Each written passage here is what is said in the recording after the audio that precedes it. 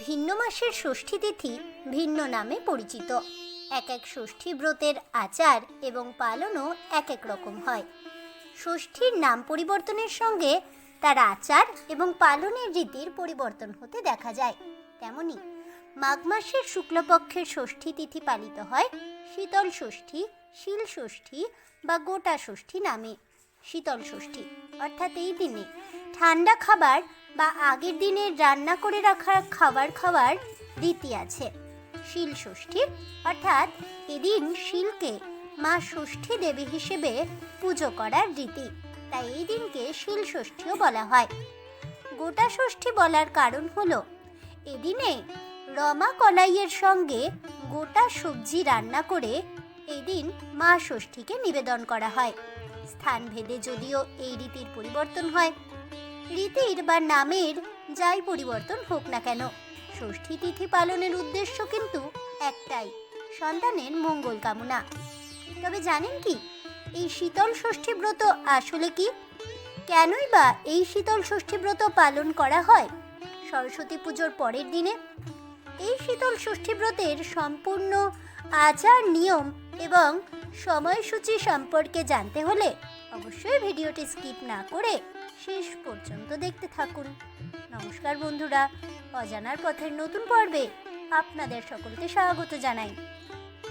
শীতল ষষ্ঠী অপভ্রংশে শীতল ষষ্ঠী, মা ঠাকুমার কাছে এক কথায় গোটা সেদ্ধ। বাঙালির 12 মাসে 13 পার্বণের মধ্যে এও এক পার্বণ। বছরভর বিভিন্ন ষষ্ঠী পুজোর রীতি থাকলেও শীতকালে বাঙালি পালন করে এই শীতল ষষ্ঠী ব্রত। মাঘ মাসের শুক্লপক্ষের ষষ্ঠী তিথি মানেই শীতল ষষ্ঠী ব্রত। গোটা মুগ, গোটা বেগুন, জোড়া শিম, জোড়া কড়াইশুঁটি, শীষ পালং, টোপা কুল, সজনে ফুল, বাঁধাকপি শীতল ষষ্ঠীর অবশ্য উপাদান। বাজার থেকে এসব কিছু খুঁটিয়ে খুঁটিয়ে কেনা শেষ করতে হয় সরস্বতী পুজোর সকালের মধ্যে।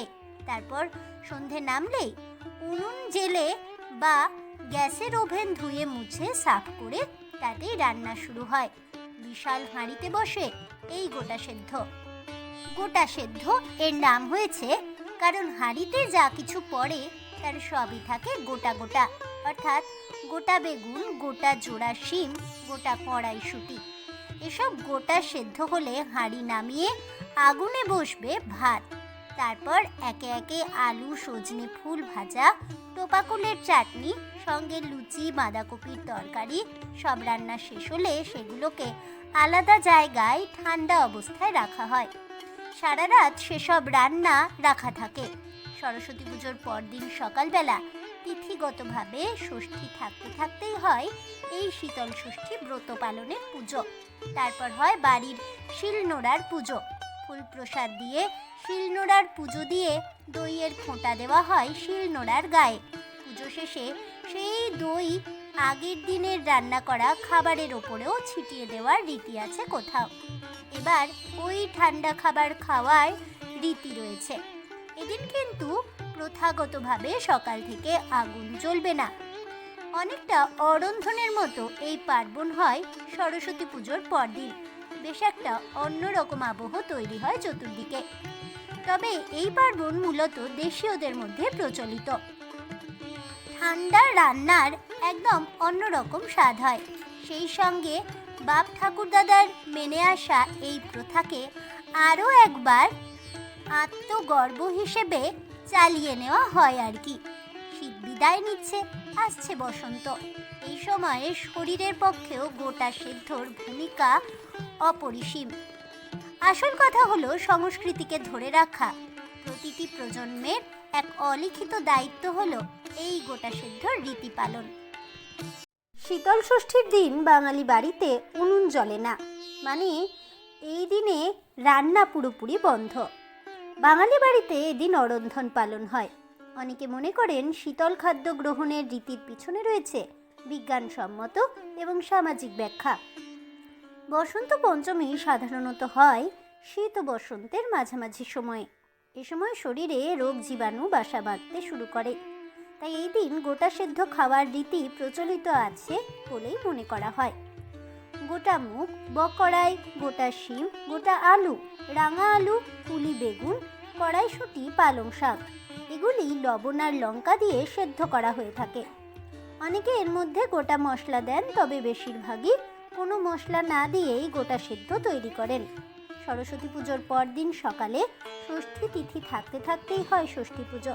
তারপর হয় বাড়ির শিলনোড়ার পুজো।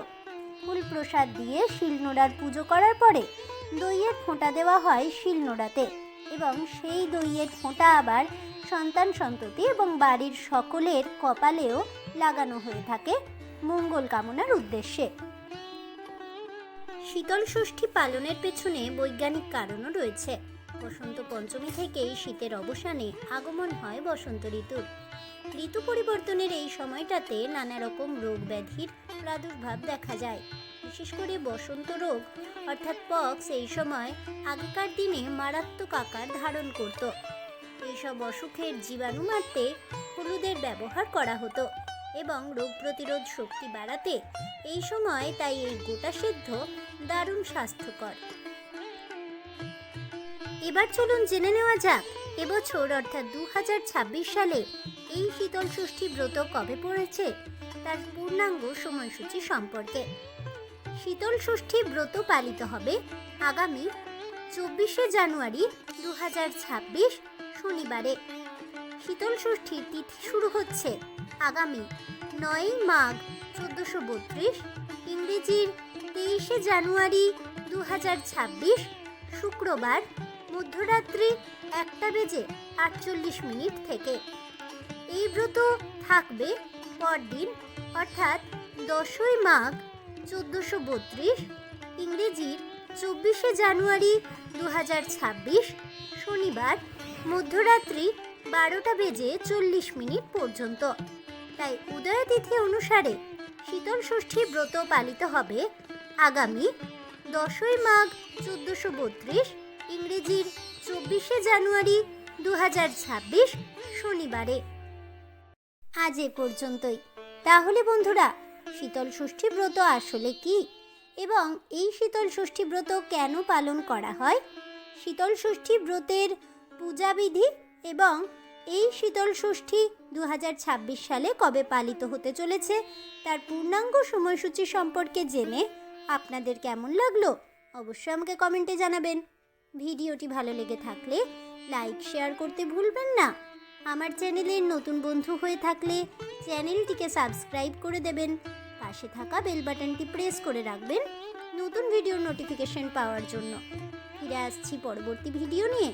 ততক্ষণ সবাই ভালো থাকুন, সুস্থ থাকুন আর অবশ্যই সঙ্গে থাকুন আর দেখতে থাকুন অজানার পথে।